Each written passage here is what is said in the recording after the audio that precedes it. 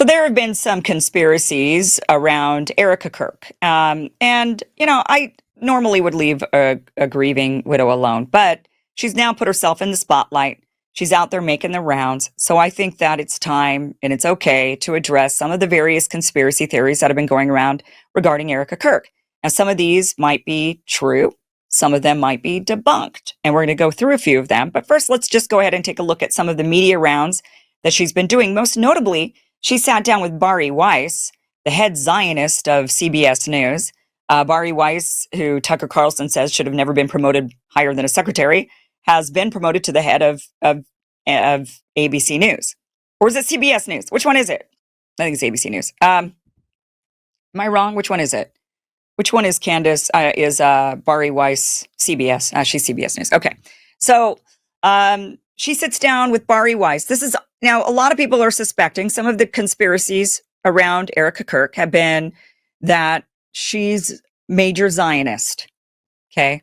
That her parents are major Zionists. That her parents, her dad in particular, worked for Raytheon. It was the head of the Israeli division and was a top head, that was helping design the Iron Dome.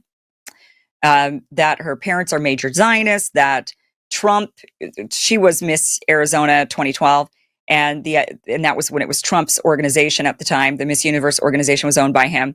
And so she's known Trump for a long time. She didn't meet Charlie Kirk until 2019. And there's a thinking that Trump and his team actually set her up with Charlie Kirk, that Trump was the one who facilitated the interview. That Charlie Kirk and Erika Kirk met through an interview. She was interviewing for a job at TPUSA, and Charlie Kirk infamously said, "I don't want to hire you, I want to date you." And then they started dating instead, and then they ended up married. And the theory is that Trump actually set them up. And that this is, the overall assumption. And then there's also a conspiracy theory that we're going to get into about her organization, a charitable organization linked to a Romanian children's charity that people say is linked to child trafficking. We're going to talk about that. But the premise of a lot of these conspiracies is that Erika Kirk is basically a giant Zionist and that she's doing the bidding of Israel. And it is odd that after Charlie gets killed, and a lot of people are suspicious that the reason he was killed was because he suddenly was turning on Israel, that they tried to stage an intervention, that he was, and then even 3 days before he was killed, he still said, I'm giving up on I'm giving up on Israel, basically. I'm turning my back on them. So the conspiracy is that Erika is deeply Zionist, that she's deeply entrenched with the Israelis, or that she's blackmailed or controlled by them. So it's one or the other. It's either she's got the motivation herself, or it's that somebody behind the scenes is influencing, blackmailing, manipulating her against her will. So it's either with her will or against her will. But nonetheless, the theory is that it's happening, that she was then made the CEO of TPUSA, and she's now making the media rounds, and that she's saying and doing all these things that are indicating her love for Israel, and that she is going to be making sure that TPUSA stays in the lane of pro-Israel. It's the most influential political organization for young people, and it needs to stay pro-Israel. And that's what the Israeli Zionist lobby is afraid of, that Charlie Kirk was going to take in a different direction. Although much of the TPUSA youth are already in that other direction. Whenever they hold an event, you got a lot of people standing up and asking questions about Israel and foreign influence in our government. And a lot of those kids that are at those college campuses don't like any of it. So good luck to TPUSA turning that ship around. I don't think they can. But nonetheless, they seem to be trying. And it seems, whatever the motivation be, whether it be by choice or by force, it seems that Erika Kirk is trying to steer TPUSA still in the Zionist pro-Israel lane. Now, then others argue, but Charlie Kirk is dead, so we cannot ask him. They'll say, no, Charlie wasn't turning on Israel. He was still deeply pro-Israel. He was still very much in the cause of Israel.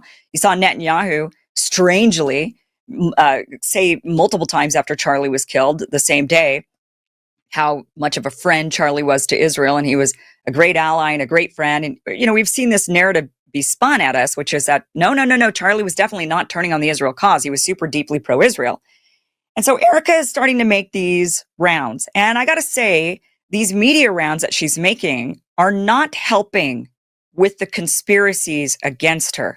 Whatever the motivation be, whether there be a conspiracy against her or not, about whether she's controlled or she's doing it on her own, her appearances are not helping. First of all, to sit down with Bari Weiss, the head Zionist of all Zionists, who was just installed at CBS News by the Ellison family, and she's been accused of being a Mossad agent. Then she sat there and did that stupid interview where she's like, "Oh, so you're Mossad? So what's Mossad exactly? I get accused of being Mossad, but what is Mossad?" Like, this head journalist of CBS doesn't even know what Mossad is. That's how stupid Bari Weiss can seem sometimes. She's made a lot of dumb statements. I don't think Bari Weiss is stupid, but I do think she's made some really eyebrow-raising comments. But nonetheless, Erika sits down with Bari Weiss. That's alarming in and of itself. I think anybody who sits down with Bari Weiss, you got to think they're probably pro-Zionist, because Bari wouldn't platform you unless you were. So here's a clip from her interview with Bari Weiss talking about Candace Owens. The podcaster Candace Owens, okay? At one time, a friend of Charlie's, at one time, an employee of Turning Point. She has been one of the main peddlers of these conspiracies, and she is making a huge amount of money on it. She is building her business off of these lies. What do you want to say to her and the other people that are putting these lies out into the world right now? Stop. That's it. That's all I have to say. Stop. Stop investigating the death of my husband. I don't want to know the truth. You don't need to know the truth. Nobody needs to know the truth. I mean, it's just such a strange thing. But she says, stop. Okay, by the way, she was much more forgiving of Tyler Robinson, the man accused of killing her husband. Maybe she's forgiving of him because maybe she knows he didn't do it. Something to think about. Okay, in the next interview, so there she is sitting with Bari Weiss addressing Candace Owens, saying, Candace, stop. Stop investigating the Egyptian planes and the Israeli connections or whatever this might be. You just stop that. Okay. In this next interview, Erika strangely says, now she's supposedly a deeply Christian woman, and she says Shabbat Shalom. I don't know of any Christian who says this, by the way. That is not a phrase Christians use, not even Zionist Christians, but here she is nonetheless saying it. It's those little things where, again, he would walk through the door, drop his bags, Daddy's home, take his phone Friday night, Shabbat Shalom, throw it in the junk drawer, and it was just all us. And that's what I always wanted to make so special for him, was coming home. I'd always say, baby, I don't care what time you get home. Home is here for you. Your food will never be cold. It might sit out for a little bit, but I'll reheat it. It's fine. And I just want to encourage spouses, don't get mad. It's so easy. Don't do it. Okay, super weird to just throw in that Shabbat Shalom in there. I mean, did Charlie Kirk really come home, throw his cell phone in a drawer and say to his Christian family, Shabbat Shalom? And why? I mean, if you are doing, I mean, that just goes to show how deeply surrounded you must be. I mean, even if maybe he did say that every time on Friday and he'd be like Shabbat Shalom to people on Fridays, even though he's totally a Christian, that just shows he was like so deeply surrounded by people of the Jewish faith. And then, Zionists. I mean, you just sit there and think, so was he just totally surrounded and he didn't have very many Christian friends? And so it just kind of became habit to say, or did she just drop that in there to like signal that, yes, I'm still pro? I mean, obviously Shabbat Shalom, there's plenty of Jews who say this, who are absolutely anti-Zionist and hate Israel and don't want to have anything to do with the country. But nonetheless, it is a strange thing to be saying suddenly in an interview, and it's like you're signaling to the Zionist crowd, like, I'm still here and I'm still with you. She then talks a little bit more in a different interview, and these are all interviews she's been doing over the last week. She's just been making the media rounds. She's promoting her husband's book, and the book is about him honoring the Sabbath, which he did on Saturdays. Another strange thing. That's the Jewish day. The Muslims do it on Friday, the Jews do it on Saturday, and the Christians do it on Sunday. It's very strange that Charlie Kirk would celebrate it on Saturday. It's just all things that just are really odd. But she talks about how they honored the Sabbath. Apparently you guys used to actually turn the phones off, at least for a day? Yes, Charlie would honor the Sabbath, and that's his last book he wrote, Stop in the Name of God. is all about honoring the Sabbath. And he had to, it did not happen overnight. This is something that he leaned into. And on Friday night, when he would get home from work, he would turn off his phone and he would shove it in the junk drawer and he would say, Shabbat Shalom, shove it in the drawer. And he was full dad mode, fully with the kids, sports mode on Saturdays for college football. And he could breathe. He had this sacred moment to just breathe and to rest and get away from the chatter, get away from the world, and just have a moment to understand that life is so much bigger than the to-do list, than the small problem that you're facing that you'll laugh at 5 years or 5 months or 5 minutes from now. And he was really good about that. Again, super weird. Why is he saying Shabbat Shalom? The guy was a Christian. It's just very bizarre. Okay, then she says she saw Charlie in Israel. Let's play this. But just know that nothing is by mistake. Nothing. I will never forget the time I was in Israel with my husband. Well, that was the second time, but the first time with my mother on a pilgrimage. And I was standing in the ticket line. And I remember looking behind me, and in the snake of the ticket line was a guy who looked very familiar. I had no idea who he was. And I told my mom, this guy looks so familiar. And as a typical mother, she said, go and say hi. No.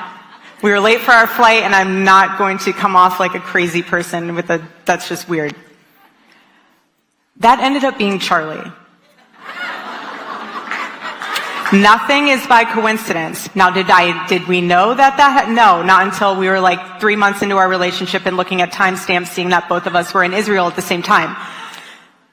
But nothing is by coincidence when God is within you, okay? So you guys go blaze a trail, okay? God bless you all. Super weird. I mean, just to be, we saw each other in Israel. It was fate. And then they went to Israel another time and apparently hung out with Netanyahu's son, Yair Netanyahu, which he confirmed. Here's a photograph of Erika Kirk with him. Now, I don't know. I know she met him with Charlie, but she might have even met with Yair prior to Charlie. But this is the tweet that Yair put out there. And he says, I had the privilege of having lunch with Charlie and his wife Erika in Jerusalem when they visited Israel a few years ago. The Charlie I met was so young, yet wise beyond his years. I met someone deeply knowledgeable in history and geopolitics, someone who understood the importance of Israel to America, to the Christian people, and to the Christian faith. He recognized that our shared Judeo-Christian civilization is under existential threat from both radical Islam and the radical left. May he rest in peace, and may his legacy and message live on. So, okay, these are all strange things, right? That are like, why are you guys trying so hard to just go full in on this? You know, as people are suspecting, many people suspect the state of Israel in having a hand in Charlie Kirk's assassination. A lot of people aren't saying that Tyler wasn't involved in some way. Maybe he was, maybe he wasn't. But what we do know is that the official story we've been fed, it's full of holes. People are not buying it. So we're trying to, so people are wanting to learn a little bit more, and there was a large number of cell phones at the event registered to foreigners, a lot of them disproportionately Israelis. Then you got these Egyptian planes, and they made sudden stops and they disappeared sometimes on the flight tracker. Like maybe they made stops in Israel, dropped some people off, and then went on. They had some kind of moments where they disappeared on the tracker and stuff. So there's all these really strange things. And then there's this kind of doubling, tripling, quadrupling down of like, oh, Shabbat Shalom. We loved Israel. We're still, and you can't just stop. Very, very strange. Okay. So that's why there are a lot more conspiracies around Erika Kirk. There are people that are saying, let's look more into her. And I think a lot of us have been like, let's give the grieving widow a moment. But she's now putting herself out there, doing a lot of different media rounds. And so I think it's fair now to maybe take a look at some of the conspiracies. So let's start off with her parents. The claim is, have you ever looked into her dad? Carl Kenneth Franceby. I don't know if I'm saying her maiden name right. But her father worked, the claim is that her father worked in the defense sector and even chaired the Israeli division of Raytheon and was an integral part in the development of the Iron Dome. This claim we could not verify. Now, he does work in the defense sector, but there is no record of the company that he's been working for actually having any sort of contracts with Raytheon or any of that. He's now dead, by the way, but there's no link of him and this claim that he was the head of the Israeli division of Raytheon. Not to say that that's not true. We just could not find that link. And so it doesn't look like that link is there. Now, I don't think her dad is the important one anyway. Apparently, her parents got divorced when she was really young. She was raised by her mother. And her mother's actually the interesting one, because a lot of people online, they're kind of giving this, oh, it's the dad. The dad was the head of the Israeli defense sector and yada, yada, yada. And the mom, she's just a big Zionist. No. The mom is actually kind of a defense contract. I mean, she's very entrenched in the defense contract world. It's the mom who's actually working in the government. She's got various different companies, all within the defense sector. And there's some really strange activity with her mother's companies that I think could be eyebrow raising. And certainly it, at minimum, show that, look, any company that has security or defense contracts or ties probably has a lot of ties to Israel, to Israeli tech, maybe Israeli contracts, and probably wouldn't want to piss them off. If you're in the defense and surveillance sector, you're heavily tied in with the Israelis. So you don't want to upset anybody. You don't want to lose your funding. Now, this is Erika talking. This is back in 2020. And she's talking about her mother, even why they moved to Arizona, why her mother moved to Arizona. And that was because she was going to be working for the Department of Defense and Department of Homeland Security. Can I ask a question? It's maybe off topic. How did your mom choose Phoenix? So she chose to move to Phoenix from Ohio because there was more of an opportunity for a female business owner out here, especially from the standpoint of she was getting involved with the government, so Homeland Security and Department of Defense. And so she had other business partners that were out here that were already in that industry, even one that was a mentor of hers. So it was really convenient to be able to come all together in one place to really have that. But my father ended up moving out here as well because my grandparents had a home out in Sun City. And so it took a little bit to get everyone out here. It took several years, but by that time, everyone was out here. So we had a little bit more family than just us. Okay, so we know now her mother did work in the Department of Defense and Department of Homeland Security. That was confirmed by Erika. But also look at her LinkedIn. This is Lori Francevy, and she is the chairman and founder of AZ Tech, of G Tech, of E3 Tech, master's degree at University of Cincinnati. So she at least has these three heavily tech companies that are heavily involved in defense sector contracts. Not only that, but she also is on the board for another company called Superfeed, which is interesting.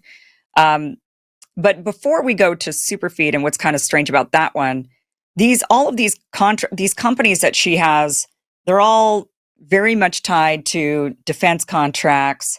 Her own security company, the website says Joint Service Achievement Medal for classified operations during Operation Enduring Freedom and Operation Iraqi Freedom. Okay. So she's clearly heavily in the defense sector, got a lot of contracts with the defense sector.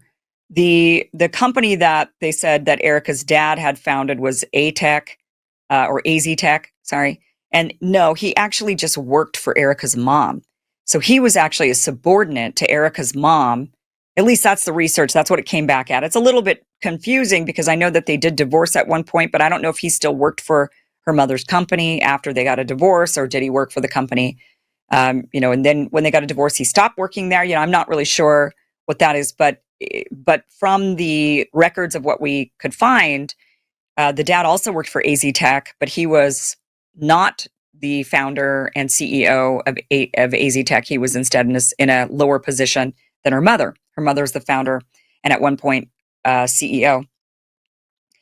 So here's another thing that was a little bit strange. So Superfeed is it's a company that's often heavily connected to TPUSA. A lot of people kind of view it as one and the same as TPUSA, but it's not. It's actually a separate company. And Superfeed basically is a company that gives campaign like campaign apps to candidates, and they kind of white label it. So a candidate that TPUSA maybe is backing, they would say, we got an app you can use and you can put your whole campaign on this app and it makes it great for campaigning and yada, yada. And then, the candidate then gets this app, gets the technology for the app, and then puts their own logos and puts their own messaging on it, whatnot. So it just kind of looks like it's individual for each candidate, but it's actually run on the same tech. And Erika's mother is on the board for Superfeed. Well, Superfeed was involved in this really strange scandal, and we don't really know what exactly happened, but Carrie Lake there was a bribery scandal involved with Superfeed and Carrie Lake. And apparently they basically had tried to bribe her to stay out of the race, out of the Senate race. They wanted her to not run. We don't have any clue as to who they wanted to run instead, but there was somebody else that they wanted, and they were basically trying to bribe her to not be involved, or they were bribing. I'm not sure if they were bribing her directly or if they were bribing somebody else, but it was basically the premise of it was they didn't want Carrie Lake to run. And they said, you know what, just wait your turn is kind of where we heard that before. It's not your turn, somebody else's turn right now. And so they wanted her to step aside and let this other person run. And Carrie Lake ended up exposing the whole thing. She recorded a conversation and she ended up exposing it. And the guy that was involved had to ultimately step down from Superfeed. Now, Erika Kirk's mother never made a statement about this. There's nothing on record about her saying anything, but it just goes to show, I think, with the mother being on the board of this company, with these donors being very large and involved in Superfeed to the point where they could actually tell certain candidates like Carrie Lake step aside, it just goes to show how powerful and how politically influential a company like Superfeed is. And the fact that Erika Kirk's mother sits on the board of this company, and the fact that she then has several defense contract companies, and the fact that they've received medals for classified operations during Operation Enduring Freedom and Operation Iraqi Freedom goes to show that her mother is quite prominent and at the top echelons of the defense sector and political sector, and where they intersect. And I think it's an intriguing question to ask, which is, okay, if you are at the top levels of politics, which we know is all the Republicans are bought off by AIPAC, for example, and if you are also at the top of defense, if you are dealing with lots of defense contracts and have many defense companies, then I think it's a fair question about what do you think about Israel, and why? Is it because you have deep held religious beliefs and you're just a Christian Zionist because of your beliefs? Or is it because you've got a lot of money in the game? Or is it because you're heavily invested? What exactly is it? But I think it's fair to say that, there could be, if your own mother is saying, look, we're pro-Israel because look, honey, we got all these defense contracts and we do all these things to help keep Israel safe. And maybe it's coming from a place of, I'm just a major Christian Zionist and one day Jesus is going to come back. And then, we got to get all the Jews to Jerusalem in order for that to happen because I'm a dispensationalist, right? Maybe it's coming from that, sure. Or maybe it's coming from a completely different motivation. And it doesn't really matter what the motivation is it kind of points towards this, but the contracts, the alignment, the affiliations, all of this point towards being heavily Zionist because a lot of people in the defense sector are. And if that's the case, then is Erika heavily Zionist? One would think. She was raised by her mother, but of course you don't always have the same views as your parents. But then, we don't know what was going on behind closed doors. And Erika Kirk has made it very public and often, and she's right to do this, to say, I think she's personally right on this point, that whatever squabbles you have between you and your spouse, you should keep it to yourself. You shouldn't make that public. You shouldn't go talking to your friends about it. Because the minute you do, your friends start judging, everybody starts judging, and then your spouse can't overcome it, and your private conversations become kind of a mess for your friends and family members, and everybody gets judgmental. Everybody's protective of the one that they're related to or that they're friends with. And so Erika said several times when she was on Charlie Kirk's show that, she believed in keeping their squabbles private. Did they squabble about Israel? Were they not on the same page? Was Charlie starting to change his mind? Was he starting to say, look, I don't know if I could support this anymore? And even then, Erika said that it was an evolution. Now, she didn't know him she met him in 2019. They married in 2021, and he just died this year. So they didn't know each other for that long, really. I mean, it's not that long. And she said it was an evolution. So while she had known him in that short period of time, I mean, just think since the beginning of the pandemic, I mean, really is what we're talking about. Since the beginning of the pandemic till now, Charlie Kirk had changed and had started saying things like Shabbat Shalom. Like, this isn't something that that was ingrained in him by his parents when he was younger. This wasn't a belief system that he'd had for a long time. She said it was an evolution that got him to that point where he was celebrating the Sabbath on Saturday and saying Shabbat Shalom to people while she knew him. I mean, it's kind of weird. It's just, I think it's worth questioning. Like, what exactly was their dynamic? What was her thinking about Israel? What was that all about? Were they on the same page? I think is the big question. And not that I'm accusing her of, anything nefarious against her husband. I'm not. But at the same time, I'm also not, because I also think that spouses should always be the first suspect, because they usually are. So I think it's fair. I mean, it's not like I'm being, stepping out of line by saying, well, somebody was killed. The first person you should look at is the spouse. Now, I get it. This was a very, she was not the person who took the shot that killed him, right? I mean, obviously. But, spouses have hired hitmen. That's not out of the realm of, I mean, we hear about this. So hire people to kill their spouses. I don't think spouses are, I don't think it's out of line to suspect a spouse. In fact, I think that's what they usually do. But right now, because this is such a high profile assassination, people don't even want to look at this. They're, oh, no, we can't. That's just so awful. You're just a really bad person if you even look at the spouse. I don't think so. I think it's fair game. You have to. It's an investigation. Somebody's dead. And so you have to investigate. That person deserves in their, in the afterlife, maybe God's already told them what happened. But nonetheless,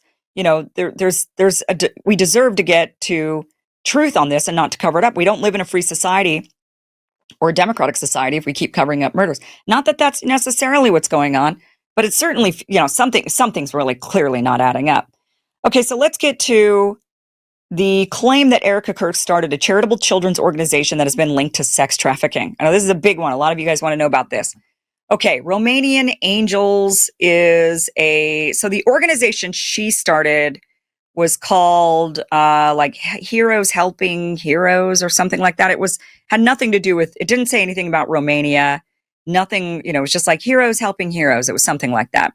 It was sweet, She started it after she was Miss, and I have family members and I know friends that have competed in these pageants, and they all start charitable organizations. It's kind of what they do after they win these pageants. And it's a great thing. And some of them have really wonderful little organizations that they do, and some of them grow bigger and, they're not so little. But she had this organization. The thing is, though, is that the organization, like a division of her organization, was Romanian Angels, and they partnered with the U.S. military, which is so strange to pick a part of the organization was like, okay, we're now going to partner with this Romanian orphanage. And we're going to sponsor this Romanian orphanage. It's so random. Why Romania? But anyway, our organization worked with this Romanian Angels orphanage, and they partnered with the U.S. military, which was the Marines and Army personnel stationed in Romania, and a local group called United Hands Romania to deliver holiday gifts, school supplies, and morale-boosting visits to children at the Antonio Placement Center, which was a state-run orphanage in Romania. Erika Kirk, then in her early 20s, described it as a sponsorship program inspired by her 2010 and 2012 beauty pageant wins, Miss Colorado and Miss Arizona. She was runner-up twice for Miss Colorado, and then she switched over to Miss Arizona and won. It involved no formal adoptions, international relocations, or financial transactions beyond donations. Activities were limited to occasional events and shipments of toys and clothes. The project ended around 2015 with no public closure announcement, and the nonprofit's tax records showed minimal activity overall. Now, the trafficking allegations. Posts claim, online, that the program snatched children from poor Romanian villages for sex trafficking, organ harvesting, or exploitation in UK and Israel. disguised as mission trips or English lessons. Some allege up to 86,000 children were trafficked via evangelical networks. These ties to the Romanians, these tie into Romania's well-documented history as a European trafficking hub. This has been documented by Al Jazeera, New York Times, talking about a lot of these really terrible child sex rings. But fact checkers note that reports predate or are unrelated to Erika Kirk's work. Now, Colonel Otto Buscher, this is the central hook. Buscher, a U.S. Army colonel affiliated with the Marines Black Sea Area Support Team, was thanked by Kirk in a 2012 Vimeo promotional video for his unit's support in delivering gifts to the orphanage. Now, social media claims he ran a child trafficking brothel at a nearby U.S. Air Base, Mihail. I don't know how to say that, but at that place, you see it on the screen. The accusations against Buscher stem from a 2019 criminal complaint filed by Anna Marie Nuciu, a former base translator with Romania's DICOT, which is the Anti-Organized Crime Agency. She alleged that there was a prostitution ring involving Buscher, his adjutant, Lloyd Sparks, and others, backed by messages, photos, and audio evidence of payments for services. Okay, so there was an allegation against this colonel that he was running some sort of a sex ring. And Colonel Otto Buscher was also connected to Erika Kirk's organization. And Erika Kirk's organization strangely helped this Romanian orphanage, which I do, it's like, why would you choose Romania? I mean, if it were me, and I don't know why she chose Romania. She's not Romanian, I don't think. I mean, maybe, but I'm pretty sure her heritage is Swedish. I mean, if it were me and I were picking an orphanage and I wanted to pick one around the world, I'd probably pick like a Vietnamese one or something, right? Or I don't. So it just seems so that part is like, why would you choose that particular orphanage to work with? And you're like sponsoring these kids to do, all these variety. I don't know exactly what you're, but then you've got this colonel and he's involved with your organization, and now he's also being accused of running a like a child sex ring with this orphanage. Now, no charges were filed against Buscher or others. The probe stalled due to a U.S.-Romania agreement granting the U.S. extraterritorial jurisdiction over its personnel. So that's kind of like what we see with Israel now, right? Like they whisk the guy, like who is that guy that he was arrested for trying to have sex with like a 14-year-old or something. And he was working for the Israelis in Netanyahu's office, and they whisked him away, and he's never going to see jail time. They're not bringing him back, right? Like he just got whisked away, and Israel says, "Oh, we're going to handle it. Don't worry." And this guy's like sipping, martinis somewhere in Israel. Like a lot of guys that run off to Israel after they've been accused of rape or pedophilia here in the United States, and that's a true fact. So the U.S. steps in and says, "No, you're not allowed to investigate this guy. Like we'll do it. Trust, we'll do it." So that's where the allegations come from, is that she's tied to this Romanian orphanage and to this colonel, and the colonel was accused of running a child sex ring in Romania. And there's the allegations are thousands and thousands of children, and the U.S. government essentially were able to get away with ensuring that investigation got shut down because of a 2001 U.S.-Romania agreement. Weird.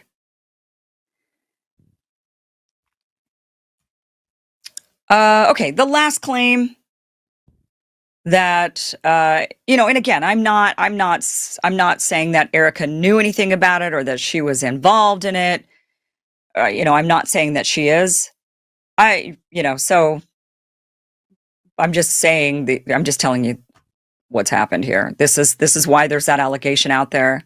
I do think it's interesting and strange to sponsor of everywhere in the world a Romanian orphanage, and then it just so happens that this orphanage is connected to these Christian organizations and to this colonel and evangelicals and Israel and all this weird stuff. And then it turns out that there's allegations that some of these kids were trafficked. And for what? I mean, were they used in blackmail operations? More Epstein style blackmail. I don't know, but I wouldn't rule that out. That's for sure. Okay, the last conspiracy around Erika Kirk is the question of the thought that Trump introduced Charlie and Erika by setting her up for an interview with Charlie, because Erika was Miss Arizona 2012, so that was in the Trump organization. So she had met Trump and known Trump well before she'd met Charlie. There's also some claims that she was a casting director for the Miss Universe pageant, which means she would have worked directly for Trump. However, there is no evidence to support any of this. While Erika did compete in the 2012 Miss USA pageant, which Trump did own at the time, their paths didn't cross in any meaningful way then, and no reports linked Trump to facilitating her TPUSA application or the 2018 meeting. Trump and Charlie had a close professional alliance. Charlie was a key Trump supporter and advisor, but Erika's entry into TPUSA was driven by internal recommendations, such as from TPUSA executive Andrew Colvett, who we've been hearing a lot from lately, haven't we? Who suggested Charlie interview her. So Andrew Colvett was the one who said, hey, I got a girl for you. That's kind of interesting, because Andrew's definitely been, he's the one that said that Charlie had a neck of steel. And so it wasn't Trump, but it was Andrew Colvett. I also find that interesting, because I don't know, what his ties are, or if he's tied to anything at all. And, that's the question that Candace is asking. That's getting her in hot water. That's causing Erika to say, stop, just stop. But no, I don't think anybody should stop. I think that it's fair to ask questions. The more questions, the merrier. That's what we need to be. We need to be asking question after question after question, especially when there's the investigation should still be ongoing. We still haven't seen Tyler Robinson convicted. We haven't even seen, a day in court with him. So up until then, he's innocent until proven guilty, which means we should still be looking for the guilty party and just be looking for the various different, strange connections that we're seeing. So, we'll keep, it's just interesting. Conspiracy theory or conspiracy truth? I don't know. You be the judge. Thank you for watching this clip from the full Kim Iverson Show, which you can watch Monday through Friday, 5 p.m. Eastern, 2 p.m. Pacific at KimIversonShow.com. See you there.